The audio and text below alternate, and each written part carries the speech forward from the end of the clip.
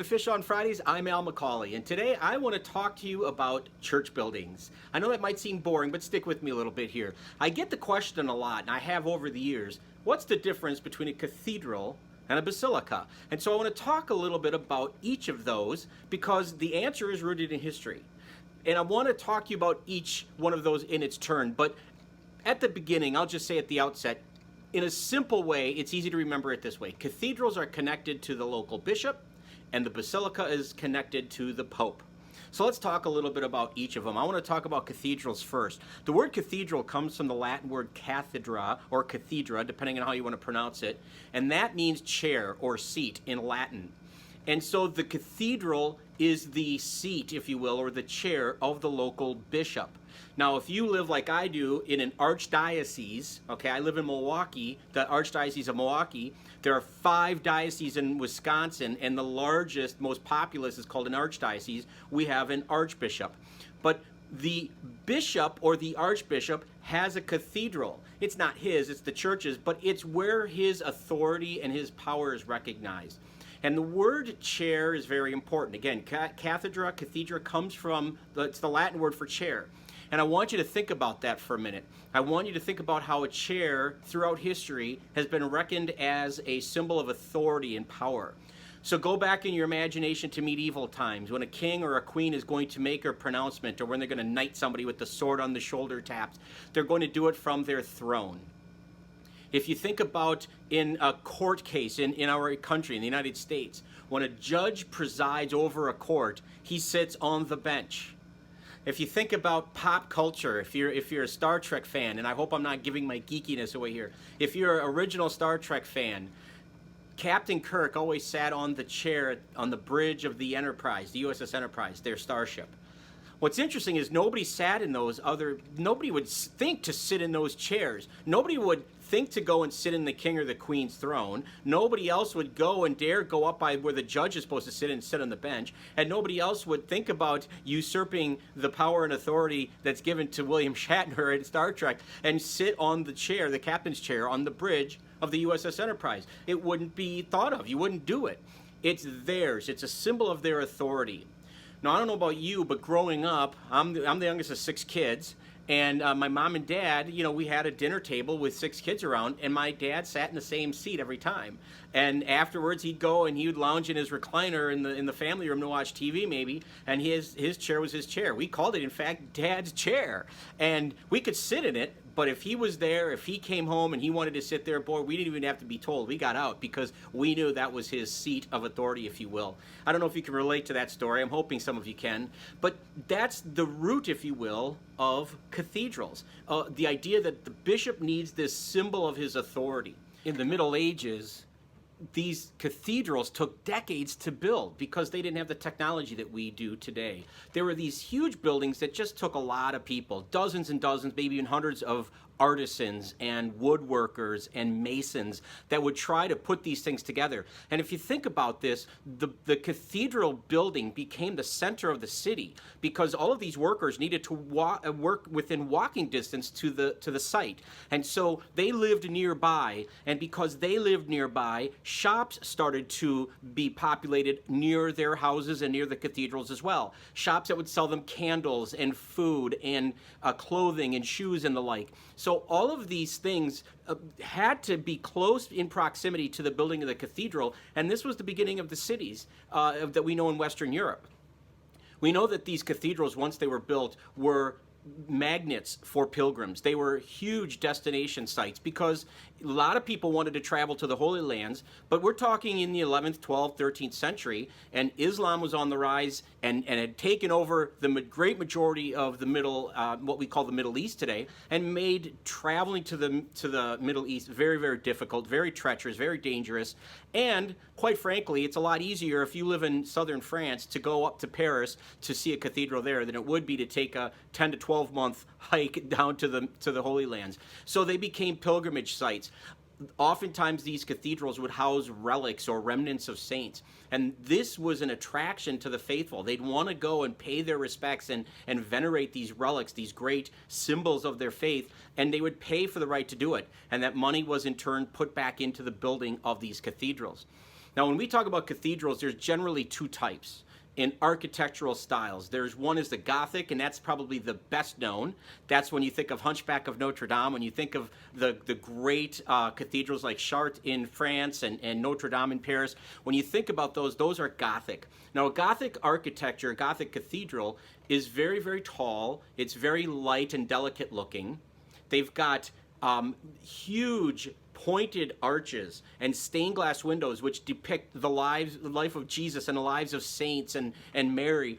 And they served as a pictorial Bible because, let's face it, most of the people were illiterate. They couldn't read and write. So they would go to Mass and they would be affirmed in their faith by seeing over and over again, every time they went to Mass, these images on these windows, these beautiful windows. They would be edified and affirmed in their faith and what they believe and retold the stories over and over in their minds by looking at these beautiful, exquisite stained glass windows.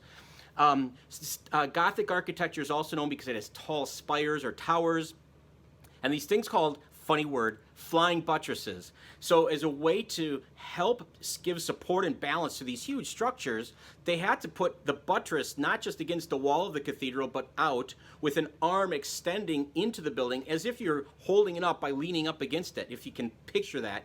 And these things would ring around the Gothic cathedral. And they were perfect in terms of stabilizing the building, but they also served as channels and gutters for rainwater, so the water would go away from the foundation of the church. A Romanesque cathedral, on the other hand, was very solid looking. It looked almost like a prison. Smaller windows, rounded arches. That's where we get the word Romanesque, Roman-like, because of the Roman arch.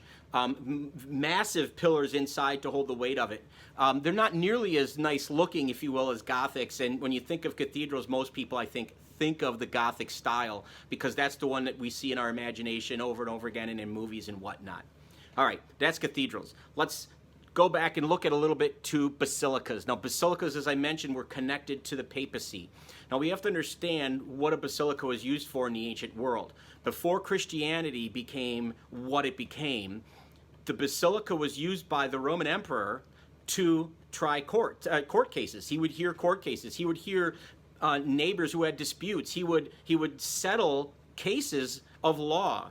And so it became connected. All basilicas became connected very quickly to the emperor. They became synonymous almost as his building. Now, basilicas were all throughout the Roman Empire, as you can imagine. They were very important because that's where people gathered, and that's where, like I said, a lot of legal cases happened, etc. When Christianity grew to the point where it just started exploding throughout the Mediterranean world, especially in the early 4th century with the Emperor Constantine. When he passed what's called the Edict of Milan, which is a law basically tolerating Christianity that stopped the persecution, 250 plus years of persecuting Christians stopped with the Edict of Milan in the year 313. Constantine enacted that, Emperor Constantine. He embraced Christianity, and because the emperor embraced it, he was the trendsetter. Everybody wanted to. And so Christianity is going to exponentially expand. It's going to grow like crazy. Well, Christians met in catacombs and they met in houses, in house churches. And they're not big enough anymore. We've got these growing numbers of people, so what's the best place already established that we can put these Christians so they can worship their God? Well, it was determined early on in the 4th century again to go to the basilicas, to start to use the basilicas. Now, what's interesting about that is the house churches that Christianity used were very diverse.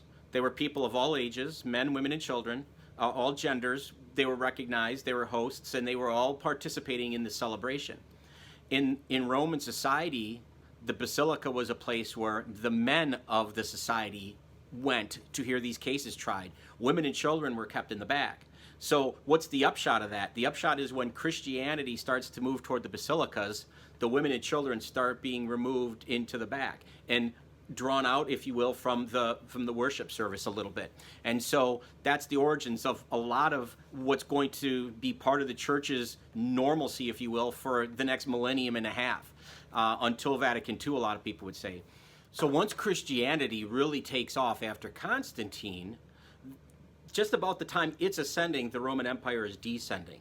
And what's going to happen is people are going to look to the leader of the church, the Christian church now, in the way they used to look to the leader of the Roman Empire, the emperor. And so who is the emperor of the church? It would be the Pope, the head bishop. And so the basilica becomes connected, where it used to be connected with the emperor, the Roman emperor. Now it's going to be connected with the Pope, the Christian Pope, which is considered, again, the new emperors, because the popes are going to step into the power vacuum that's left once the Roman Empire collapses by the end of the 5th century, around the year 476 AD. So we've just looked at some of the differences between cathedrals and basilicas and a little bit of the history. And I don't want to put too fine a point on it, but let me just end by saying this. Because of the universal authority that the Pope has in the Catholic Church, if Pope Francis wanted to come to my archdiocese of Milwaukee, he would have one of two choices. We have two basilicas in Milwaukee, the Archdiocese of Milwaukee. One is called Holy Hill, and the other is called St. Josaphat's. Those churches are connected to his. They remind us of the papacy. Now, our Archbishop Jerome Listecki would be, of course, altruistic and invite the Pope to the Cathedral of St. John the Evangelist, and that's probably where he would go and have Mass. Actually, if I'm being serious about it and thinking about it for a minute, more logically, he would probably go to some place like Miller Park, where the Milwaukee Brewers play, because you can get 40,000 plus people in there, and you know that many people are going to want to show up to hear Mass and participate in Mass with the Pope. But again, the basilicas around the world give us invoke our imagination of the universality, the authority of the Pope. And the cathedrals, again, remind us of the local bishop's authority within the local diocese. Hey, thanks for watching Fish on Friday. I hope you'll keep tuning in. I hope if you have any comments or questions that you'll feel free to leave them. Please subscribe to this channel on YouTube if you like it. And if you think somebody else might like it and be interested in this, please feel free to share it with them. In the meantime, take care of each other, and God bless.